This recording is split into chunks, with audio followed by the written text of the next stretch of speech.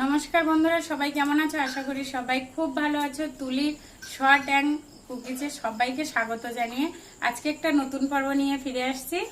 আজকে রান্না করব হচ্ছে স্পেশাল মাংস। স্পেশাল ভাবে রান্না করব চিকেনটাকে। তোমরা দেখতে থাকো কিভাবে রান্না করি। পুরো ভিডিওটা দেখার জন্য অনুরোধ রইল। যদি ভিডিওটা ভালো লাগে লাইক কমেন্ট শেয়ার সাবস্ক্রাইব করে দেবে। তো ভিডিওটা বন্ধুরা দেখতে থাকো। আমি মশলাটা করে নিই, কি কি মশলা দেবো। ঠিক আছে, মশলাটা আমি করে নিই আগে। এতটা গরম যে ঘেমে গেছে পুরো। এমনি প্রচুর গরম পড়েছে বন্ধুরা। কিরকম গরম পড়েছে বলো তো? সারাটা দিন প্রচুর গরম, আর ওই জন্য সারাদিন তোমাদের দাদা ভাইও টাইম পায় না, আর আমার সোনা মা তো খুব ছোট, সেই জন্য আমার এই রাতেবেলা রান্নাটা করতে হবে এখন।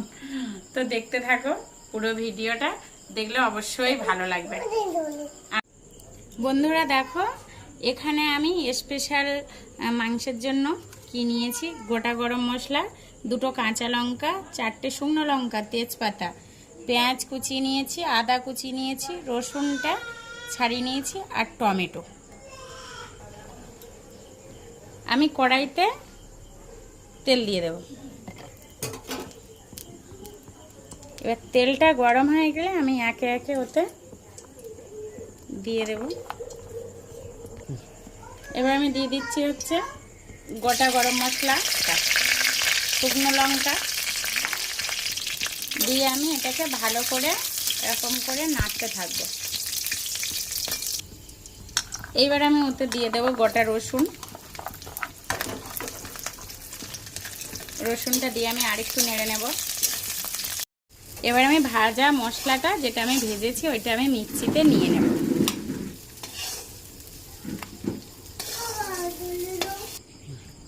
বন্ধুরা, আমি এতে আলুটা ভেজে নেব সামান্য একটু তেল দিয়ে।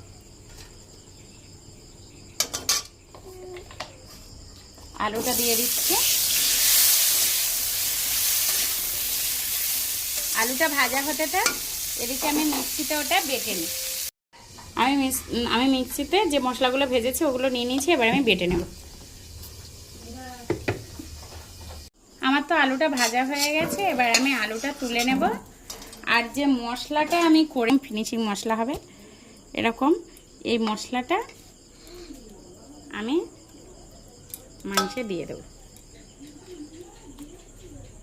আর কোনো মশলা কিন্তু দেওয়া লাগবে না, বা আমি আর কোনো মশলা দেব না এতে।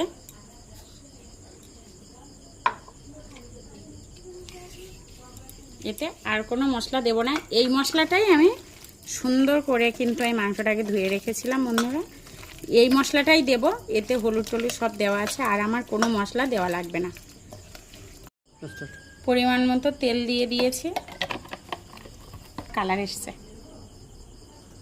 মশলা কিন্তু আমার ওই মশলাতেই হবে রান্নাটা।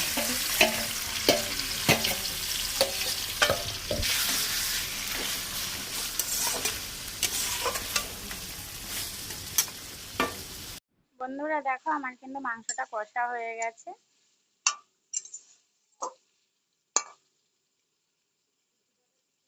কষে নিয়েছি দেখো, সেই মশলা দিয়েই এবার আমি জল দিয়ে দেব।